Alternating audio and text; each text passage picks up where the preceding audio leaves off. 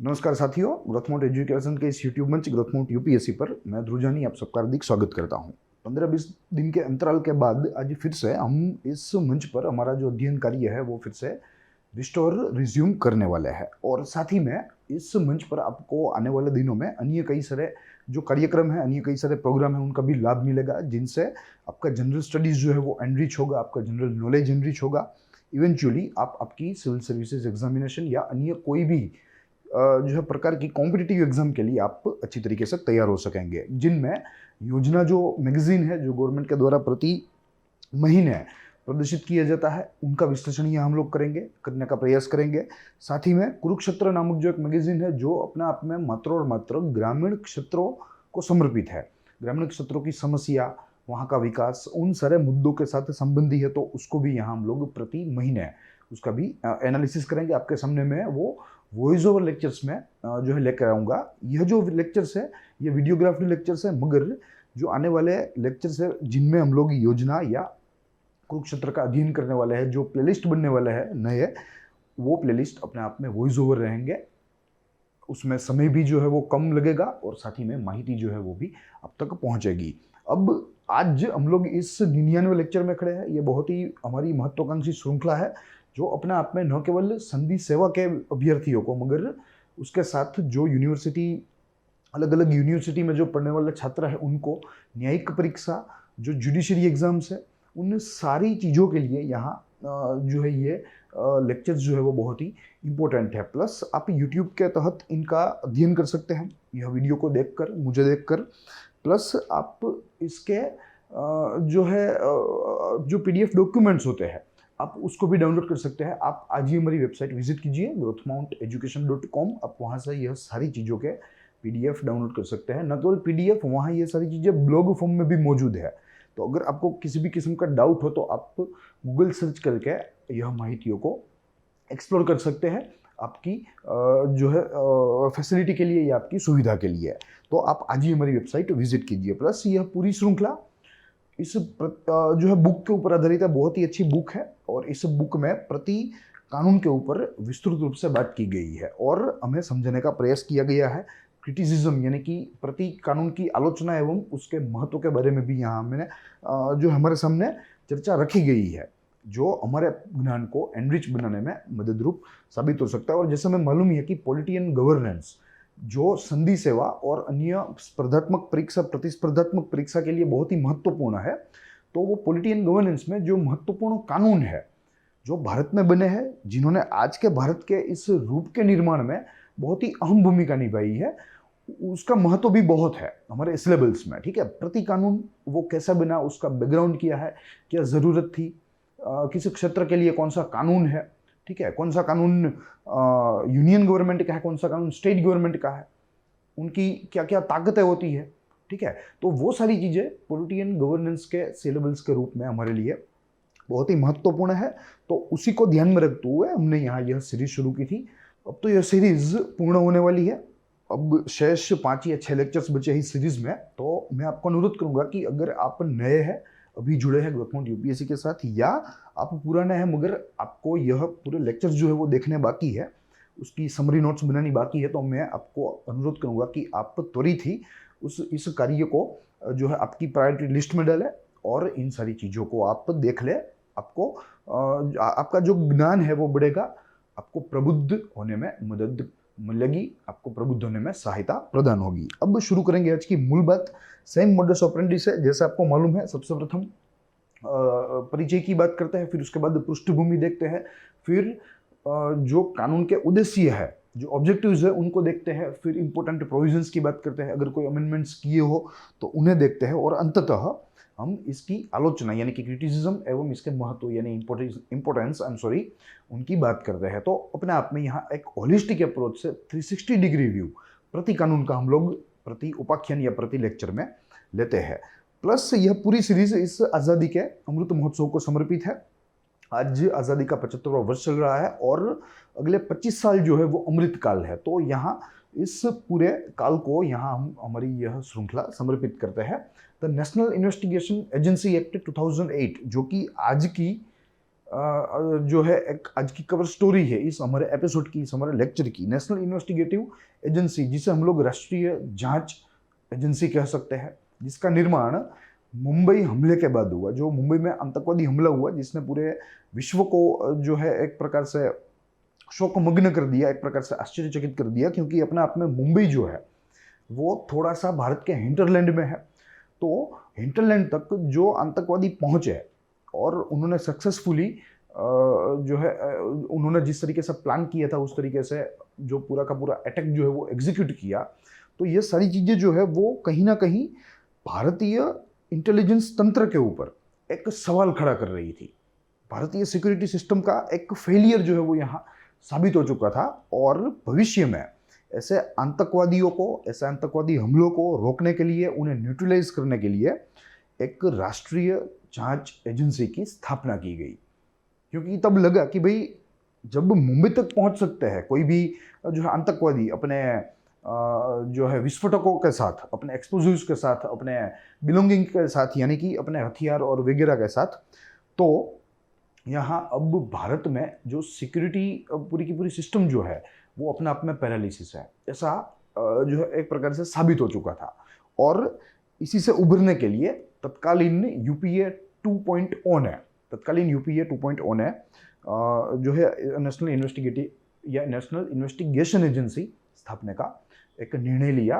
उसके लिए एक कानून बनाया और उसके तहत एक एजेंसी की स्थापना की गई। इस पूरे उपाख्यान में हमें इसके परिचय से लेकर इसके आलोचना एवं महत्व तक सारी चीज़ें देखनी है। जो मैंने बात आपको बताई कि क्यों इसका जो है गठन करना पड़ा या क्यों इस कानून को लाना पड़ा, तो वो बात भी हम यहाँ परिचय में देखने को मिलेगी। शुरू करेंगे, मगर उससे पहले मैं आपको बता दूं कि जो आज का सब्जेक्ट है वो जीएस पेपर 3 के साथ जुड़ा हुआ है। जो मेंस का हमारा सिलेबस है उसमें जनरल स्टडीज पेपर 3, उसमें सिक्योरिटी, क्योंकि आफ्टर ऑल यह एक सुरक्षा का प्रश्न है और इसीलिए यहाँ यह इस जो है सब्जेक्ट के साथ जुड़ा हुआ है। प्लस यह बुक जिसके ऊपर हमारी यह सीरीज आधारित है वो 12 विभागों में विभाजित है।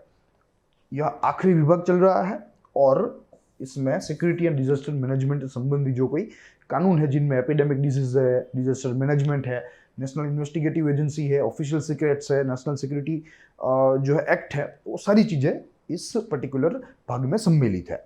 अब शुरू करेंगे। शुरू करनी है हमारी मूल चर्चा इंट्रोडक्शन से। 3 बिंदु है। 26/11 Mumbai attack showed the failure of intelligence in detecting and preventing the attack. Yes, 26/11/2008 जो मुंबई का भयंकर एक आतंकवादी हमला हुआ, वो हमले ने अपने आप में भारत का जो सिस्टम था, सिक्योरिटी सिस्टम, वो पैरालिसिस है, वो साबित कर दिया। It was a failure of intelligence. जो हमारा जो गुप्तचर तंत्र है उसका एक फेलियर था, वो इसने साबित कर दिया। क्योंकि वो गुप्तचर तंत्र अपने आप में पहले तो खतरा पहचान नहीं पाया और उसे न्यूट्रलाइज भी नहीं कर पाया। हालांकि हमला सक्सेसफुली हो गया, फिर बाद में हमारी एनफोर्समेंट एजेंसी, हमारी सिक्योरिटी एजेंसियों को पता लगा। दूसरा बिंदु कहता है in order to prevent this type of attack a specialised agency was set up in the form of national investigating या नेशनल इन्वेस्टिगेशन एजेंसी, जिसे संक्षिप्त में एनआईए कहते हैं, इन 2008। यस, तो 2008 में ऐसे हमले भविष्य में ना हो, उन्हें रोकने के लिए, हमले की जब प्लानिंग चल रही है तभी उन्हें डिटेक्ट करने के लिए, उन्हें पहचानने के लिए एक स्पेशलाइज्ड एजेंसी यानी कि एक विशेष एजेंसी की स्थापना की गई, जिसका नाम रखा गया नेशनल इन्वेस्टिगेशन एजेंसी। साथ ही इस एजेंसी को हाईटेक टेक्नोलॉजी के उपयोग की जो परवानगी है वो भी यहां इस कानून ने दी गई या इस कानून ने दी। तो अपने आप में एनआईए जो है वो आज हाई एंड टेक्नोलॉजी के साथ वो आज अपना जो इन्वेस्टिगेशन है वो अंडरटेक करता है और लगभग 100% के करीब इनका जो है एक प्रकार से सक्सेस रेशियो है इन्वेस्टिगेशन का। ठीक है, और आमतौर पे ये आतंकवाद विरोधी एंटी टेरर आतंकवाद विरोधी एजेंसी है। ठीक है, जो भारत में आतंकवादी हमले, आतंकवादी नेटवर्क, उनके मंसूबे, उनके कार्यक्रमों को जो है फेल करने के लिए, उनके कार्यक्रमों को पहले तो पहचानने के लिए, ढूंढने के लिए, फिर उनको निष्क्रिय करने के लिए कार्य करती है। फिर उसके पश्चात तीसरा बिंदु जो है वो कहता है agencies ambit covers not only the case of terrorism but also human trafficking, drug smuggling and other such activity. Yes, न केवल टेररिज्म मगर यहाँ टेररिस्ट संबंधी जो कोई अन्य प्रवृत्तियां हैं जो डायरेक्टली टेररिस्ट प्रवृत्ति नहीं है मगर अप्रत्यक्ष रूप से वो टेरर जो है टेरर के एक्सपेंशन के लिए मदद रूप साबित हो रही है। तो ऐसे में इन सारी गतिविधियों को यहाँ एनआईए जो है वो अपने आप में ट्रीट करता है, यानी ये सारी गतिविधियां एनआईए के एम्बिट के तहत फॉलो करती है। जैसे यहाँ लिखा है ह्यूमन ट्रैफिकिंग, जो है मनुष्य का जो व्यापार होता है उसे ह्यूमन ट्रैफिकिंग कहते हैं। ड्रग ट्रैफिकिंग, ड्रग का व्यापार, अलग अलग जो कैफी द्रव्य होते हैं, जो सब्सटेंसेस होते हैं, and other such activity which would affect the safety of the people of India and the security of the country. Yes, तो भारत में पूरे भारत देश के लिए और उसके प्रत्येक नागरिक के लिए जो कोई खतरे समान इनमें से कोई भी चीज है इंक्लूडिंग टेररिज्म, वो सारी चीजें एनआईए के एम्बिट में आएगी। और एनआईए का कार्य यहाँ महत्वपूर्ण इसलिए है क्योंकि भारत की जो स्थिति है, भूभौगोलिक स्थिति, वो अपने आप में थोड़ी सी विचित्र है, क्योंकि भारत जो है वो पाकिस्तान के साथ जुड़ा हुआ है, चाइना के साथ जुड़ा हुआ है, ठीक है, जो दोनों भारत के शांति के सबसे बड़े दुश्मन है, ठीक है। तो ऐसे में यहाँ एनआईए का कार्य जो है वो और चुनौतीपूर्ण हो सकता है या ऑलरेडी है, हम लोग ऐसा कह सकते हैं। और जहाँ ड्रग ट्रैफिकिंग की बात की जाए या ह्यूमन ट्रैफिकिंग की बात की जाए तो ड्रग ट्रैफिकिंग के लिए पाकिस्तान जो है वो 100% रिस्पॉन्सिबल है। भारत में वो ड्रग ट्रैफिकिंग का पूरा जो नेटवर्क है वो यहाँ पाकिस्तान के द्वारा ऑपरेट किया जाता है, मैनेज किया जाता है। और आपने भी काफी बार सुना होगा कि हमारी जो बॉर्डर है, along the border, western frontier जो हमारा है, अलोंग द वेस्टर्न फ्रंटियर हमने हमारी जो एनफोर्समेंट एजेंसियां हैं, सिक्योरिटी एजेंसी हैं, जो फ्रंट लाइन ऑफ डिफेंस है, जैसे बीएसएफ, तो उनको काफी सारी बार अपने पेट्रोलिंग के दौरान ड्रग पैकेट्स वहां से मिलते रहते हैं। तो अपने आप में यहाँ यह एक पाकिस्तान का ही जो है एक यह प्रोपोगंडा है, ठीक है, कि वो भारत में ड्रग ट्रैफिकिंग करे, भारत के जो युवा है उन्हें ड्रग की दिशा में जो है ले जाए, ठीक है। तो आफ्टर ऑल एनआईए को इन सारी चीजों से भारत और उसके नागरिकों को बचाने का कार्य मिला है। अब बात करते हैं इसके बैकग्राउंड की, कैसे इसकी स्थापना हुई।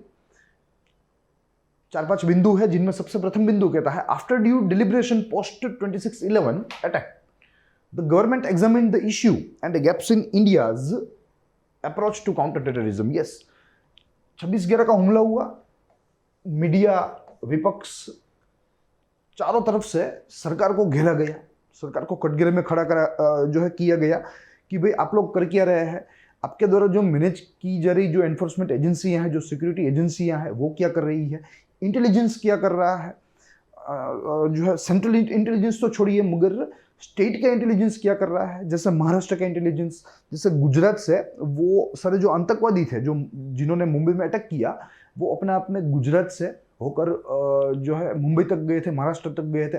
तो गुजरात का इंटेलिजेंस क्या कर रहा था, गुजरात की जो मरीन है, मरीन पुलिस, वो क्या कर रही थी, ठीक है। तो काफ़ी सारे सवाल जो है वो यहाँ उत्पन्न हुए और सरकार अपने आप में बैकफुट पर आ गई, कटघरे में आ गई।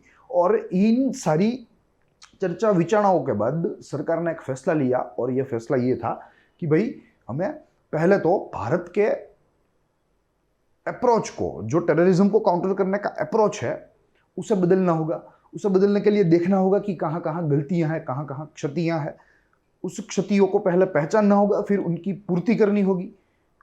उस पूर्ति के रूप में यहाँ एनआईए का गठन हमें मिला कि भाई एक स्पेशलाइज्ड एजेंसी होनी चाहिए जो सेंट्रल लेवल पर काम करे। आमतौर पर भारत में जैसे हमें मालूम है कि फेडरल स्ट्रक्चर है, तो फेडरलिज्म के अपने फायदे हैं, वो अलग बाजू है, मगर यहाँ आज जो मैं आपको बात करने वाला हूँ वो ये है कि फेडरलिज्म की वजह से कई बार राज्य यानी कि स्टेट और सेंटर एंड स्टेट, इन दोनों के कॉन्फ्लिक्ट की वजह से पूरे देश की जो सिक्योरिटी है, जो सोवरेनिटी है, जो संप्रभुता है, वो खतरे में हो सकती है। तो यहाँ ये नहीं होना चाहिए और इन सारी चीज़ों को ध्यान में रखते हुए सरकार ने अपने आप में सेंट्रल लेवल यानी कि केंद्रीय स्तर पर एक राष्ट्रीय जांच एजेंसी की स्थापना करी। दूसरा बिंदु कहता है after the study the idea of NIA was proposed which has concurrent jurisdiction with other intelligence agency in the country. Yes, तो यहाँ इन सारी चीज़ों के बाद काफ़ी सारी जो है चर्चा विचारणा, विचार विमर्श एवं अभ्यास के बाद, अध्ययन के बाद सरकार यह नतीजे पर पहुंची कि भाई हमें एनआईए का गठन करना चाहिए। और आज जो है एनआईए भारत के अलग अलग इंटेलिजेंस एजेंसियों के साथ कोऑर्डिनेट करके कार्य करता है। तो अपने आप में ये रीजनल इंटेलिजेंस जो एजेंसियां हैं उनकी भी ताकत बड़ी है, साथ में एनआईए की ताकत भी बड़ी है। तो अल्टीमेटली जो पूरा भारत का जो इंटेलिजेंस यूनिट जो है, पूरा भारत का इंटेलिजेंस जो सिस्टम है, वो अपने आप में स्ट्रांग हुआ है। फिर तीसरा बिंदु कहता है with the aim of combating terrorism in India, NIA as a specialised agency was set up to act as a central counter terrorism law enforcement agency. Yes, तो यहाँ जब शुरुआत में जब एनआईए की स्थापना की गई, एनआईए का गठन करने का जब विचार हो रहा था, तब शुरुआत में ये मात्र और मात्र काउंटरिंग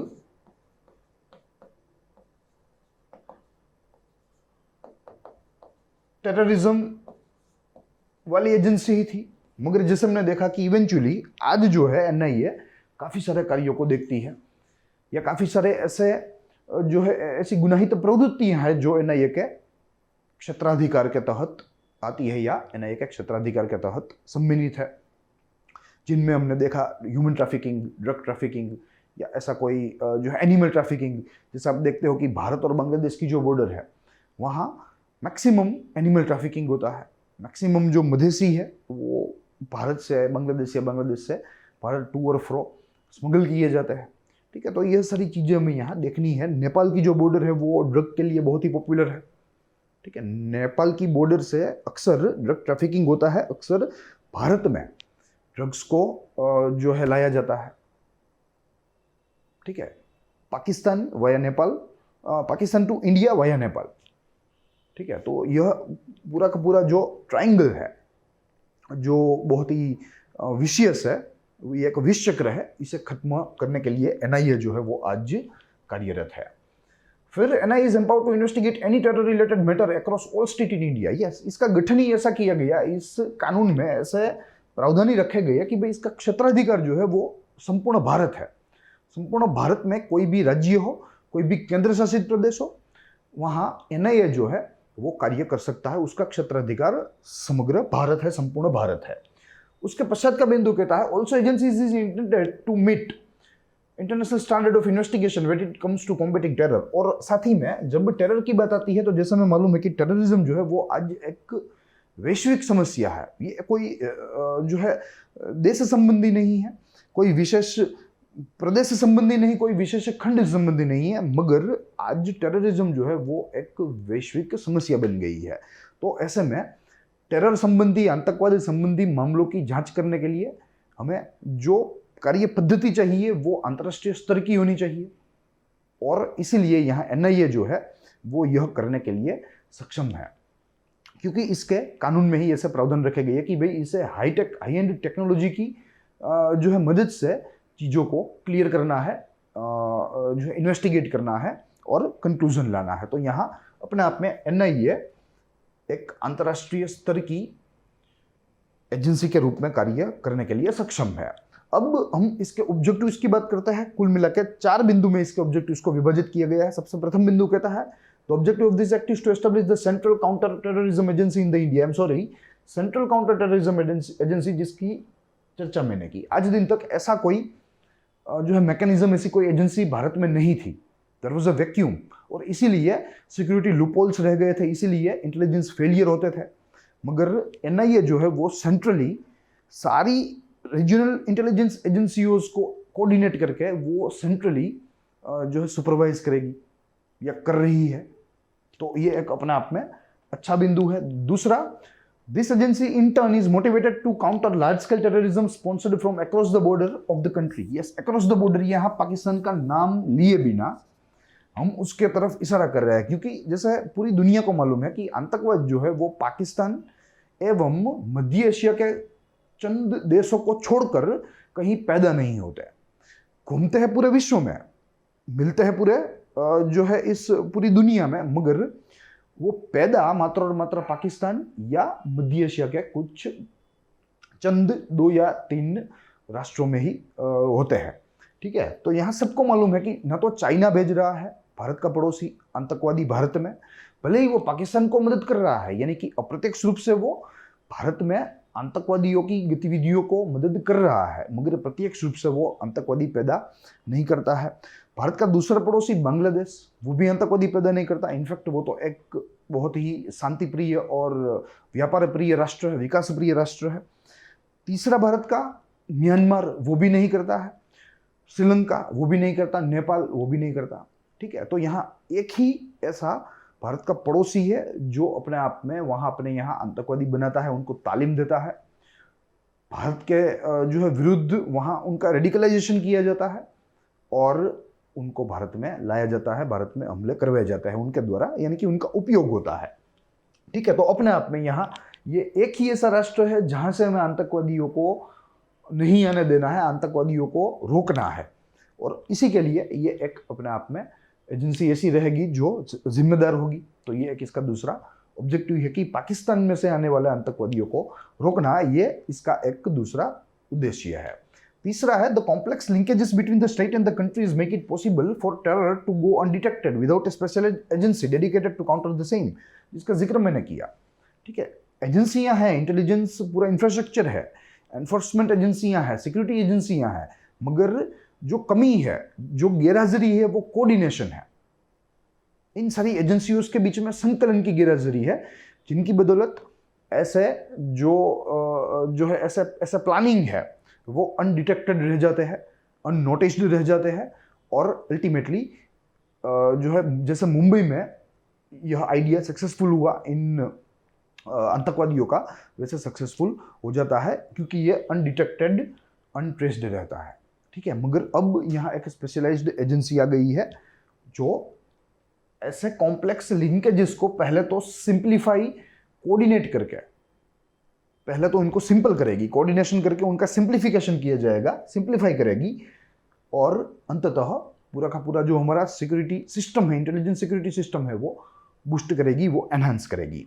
और चौथा उद्देश्य जो कहता है वो है the NIA aims to fill the gap in the Indian intelligence regime. Bharat के इंटेलिजेंस के पूरे इस तंत्र में जो जहाँ कहीं भी लूपहोल है, जहाँ कहीं भी क्षतियाँ हैं, ये इन्हें पूरा करने के लिए जो है कार्य करेगी। तो ये भी एक इसका उद्देश्य है। तो कुल मिलाकर 4 बिंदुओं के उद्देश्यों को हमने देखा। अब यहाँ से हमें इसके प्रमुख प्रावधानों को देखना है, इंपॉर्टेंट प्रोविजंस को देखना है, कैसे कार्य करेगा, क्या रहेगा क्षेत्राधिकार, कौन कौन से जो है कानूनों के तहत यह एजेंसी कार्य करेगी, वो सारी चीज़ें हमें यहाँ देखनी है। साथ ही में इसके तहत, यह कानून के तहत जो एजेंसी की स्थापना की गई उसका स्ट्रक्चर क्या रहेगा, वो भी हमें यहाँ देखने को मिलेगा। शुरू करेंगे प्रथम बिंदु जो कहता है apart from establishment the NIA the act mentions the central government will be superintending agency of the NIA which is dealt in section 4 and that the agency will be constituted in a manner prescribed by the central government। कुल मिलाकर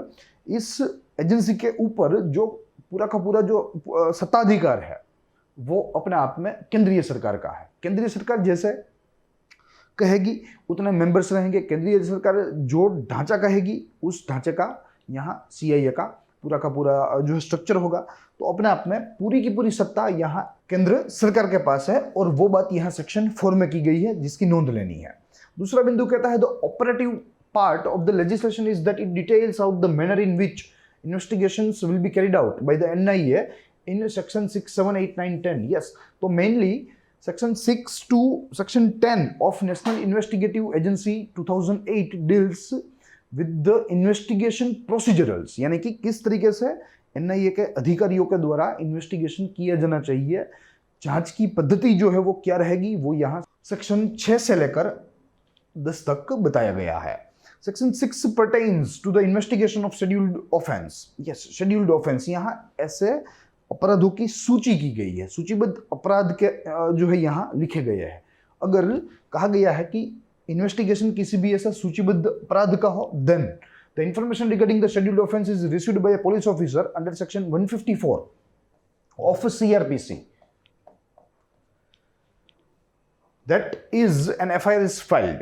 Such an complaint need to be forwarded to the state government and then later to the central government if necessary.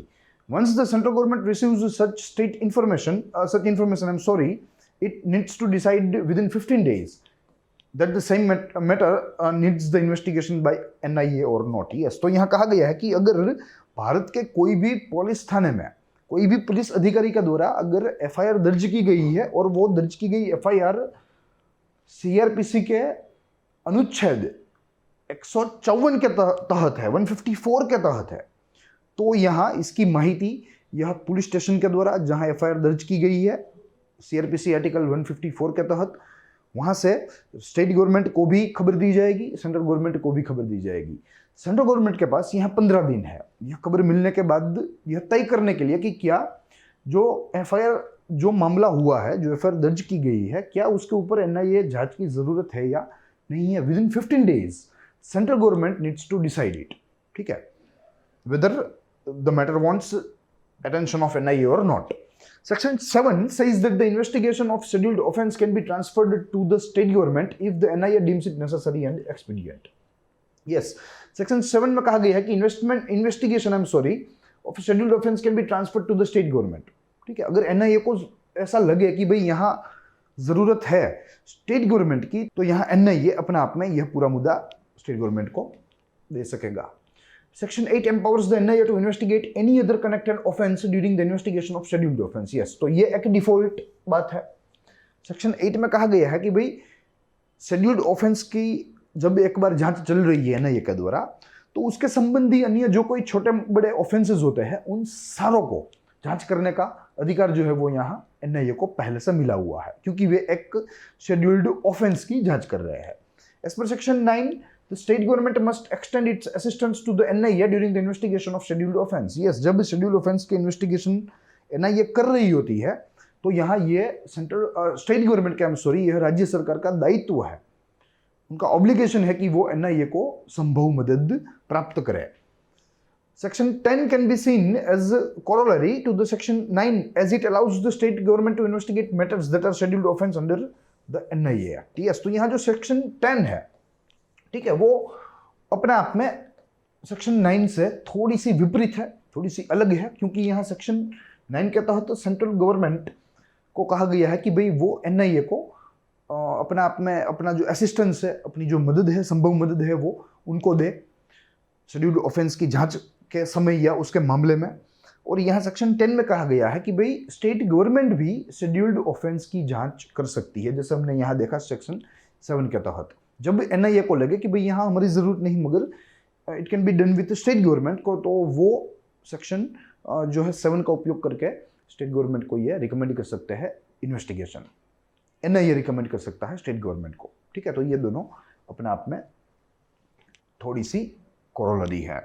अब आगे देखें तो the act gives the central government the power to constitute special courts under Section 11। Yes, तो यहाँ special courts का भी गठन हो गया है, ताकि जैसे हमें मालूम है कि हमारी जो मेन स्ट्रीम जुडिशरी है वो अपने आप में जो मामलों के जो ओवरलोड है, ओवर पेंडिंग है, उससे दब गया है, तो यहाँ ये मामले भी उसमें ना जाए। साथ ही टेररिज्म संबंधी जो मामले होते हैं उसमें न्याय निर्णय की प्रक्रिया जो है वो त्वरित होनी चाहिए, इट शुड बी एक्सपीडियंट। तो यहाँ उन सारी चीज़ों को ध्यान में रखते हुए NIA अपने लिए, अपने मामलों के लिए एक विशेष अदालत की स्थापना करेगी। The special courts will carry out adjudication of matters concerning NIA investigation, particularly those investigation and offence contained in the schedule of the Act. As per this section, when there is any question of jurisdiction of the court, the decision of the central government in the matter should be considered final.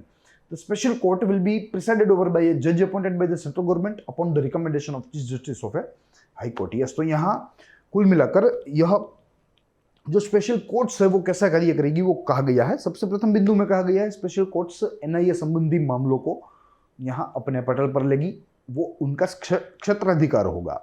साथ ही जो अगर administration की बात करें तो administration संबंधी संपूर्ण अधिकार इस स्पेशल कोर्ट या विशेष अदालतों का सेंट्रल गवर्नमेंट के पास है, केंद्र सरकार के पास है संपूर्ण अधिकार।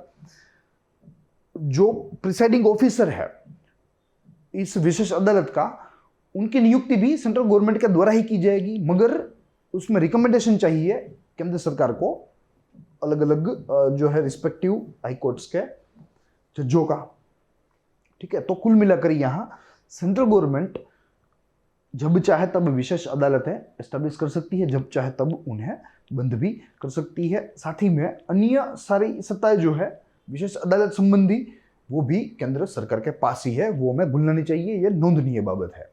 उसके पश्चात सेक्शन 13 में कहा गया है कि it gives the special court the exclusive jurisdiction to conduct the trial of the scheduled offence. Exclusive jurisdiction, ठीक है, जो अन्य किसी अदालतों को प्राप्त नहीं है। सबसे प्रथम तो इनकी स्थापना ही विशेष है, एक विशेष कानून में एक विशेष प्रावधान के तहत स्थापना हुई है। फिर बाद में इस अदालत के पास कुछ विशेष सत्ताएं भी है, जिनमें यह एक है। फिर section 16 says that the special court can take cognizance of any offense upon the receipt of a complaint of fact that constitute a scheduled offense. The special court will have to adhere to procedures set out in criminal procedure code and has the same power as the session court. Yes, session court यानी कि जो district level की जो criminal court होती है उसे session court कहते हैं। तो उनके जज के पास, उस कोर्ट के पास जितने पावर्स होते हैं वही एनआईए की विशेष अदालत की कोर्ट के पास या अदालत के पास होते हैं। Section 20 allows for the special court to transfer cases if it deems that such case is not triable under its capacity or jurisdiction. Yes, तो यहाँ सेक्शन 20 के तहत विशेष अदालत को यह भी अधिकार है, यह भी एक उनका राइट है कि अगर उनको लगे कि भाई ये मामला जो है वो पूरा उनके क्षेत्राधिकार में फिट नहीं होता या उनका क्षेत्राधिकार छोटा जो है लग रहा है, तो ऐसा में वे यह पूरा मुद्दा रिस्पेक्टेड हाई कोर्ट या सुप्रीम कोर्ट में ट्रांसफर कर सकते हैं। यह सेक्शन है 20। फिर the act under section 17 I am sorry also contains A provision on the protection of witness involved in NIA investigation. Yes, NIA investigation, क्योंकि एनआईए के मुद्दे जो होते हैं वो ही बहुत ही भयंकर होते हैं, जैसे टेररिज्म है, जैसे ड्रग ट्रैफिकिंग है, ह्यूमन ट्रैफिकिंग है। तो ऐसे मामलों में जो विटनेस होते हैं उनकी जान की कीमत जो है वो बहुत ही कीमती हो जाती है, बहुत ही खतरे में रहती है उनकी जान। तो ऐसे में यहाँ सेक्शन 17 ऑफ एनआईए एक्ट यह चीज़ों के बारे में बात करता है कि भाई जो साक्षी है, जो विटनेस है, उनकी सिक्योरिटी, उनकी सुरक्षा का इंतजाम भी यहाँ इस कानून के द्वारा ही किया जाएगा। Section 20 allows appeal on the decision of the special court to a 2 जज bench of the relevant high court. Yes, यहाँ अपील का भी प्रावधान है। ऐसा नहीं है कि जो एनआईए के स्पेशल कोर्ट्स है उनका जो डिसीजन है वो सर्वोपरि है, वो सुप्रीम है, ऐसा नहीं है। यहाँ भी अपील की जो है वो विंडो सरकार के द्वारा दी गई है और ये अपील अपने आप में स्पेशल कोर्ट्स के निर्णय के खिलाफ अगर अपील करनी है तो 2 जज वाली बेंच को, 2 और मोर जज वाली हाईकोर्ट की बेंच को अपील की जा सकती है, ऐसा यहाँ स्पष्ट लिखा गया है।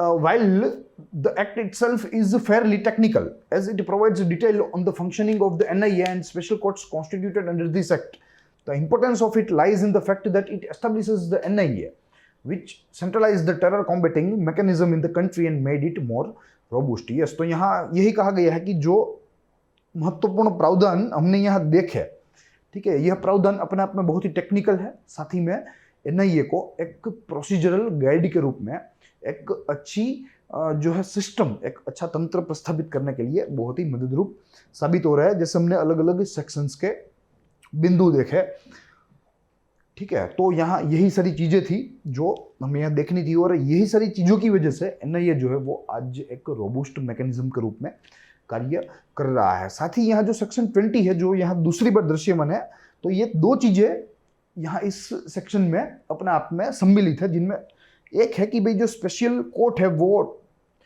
ट्रांसफर जो है वो कर सकते हैं केसेस, ठीक है, और उस सेक्शन में ही जो है अपील के बारे में भी लिखा गया है, यानी कि ट्रांसफर एंड अपील, ठीक है, ये बात हमें नोंद लेनी है। अब देखिए यहाँ ट्रांसफर जो है वो कोर्ट के एंड से किया जाएगा, अन्य कोर्ट, और अपील जो है वो कोई भी पार्टी जो अपने आप में इस विशेष अदालत के निर्णय से असंतुष्ट है उनके द्वारा दिया जाएगा। तो ये दोनों चीजें यहाँ सेक्शन 20 में सम्मिलित है। अब आगे देखें तो the schedule of NIA act has the following 8 legislation the violation which can be investigated by this authority. Yes, यह 8 कानून के तहत जो कोई अपराध हुए होते हैं उनका इन्वेस्टिगेशन, उनकी जांच यहाँ एनआईए कर सकती है, ये इनका क्षेत्राधिकार है। ये सारे हमें याद रखने हैं।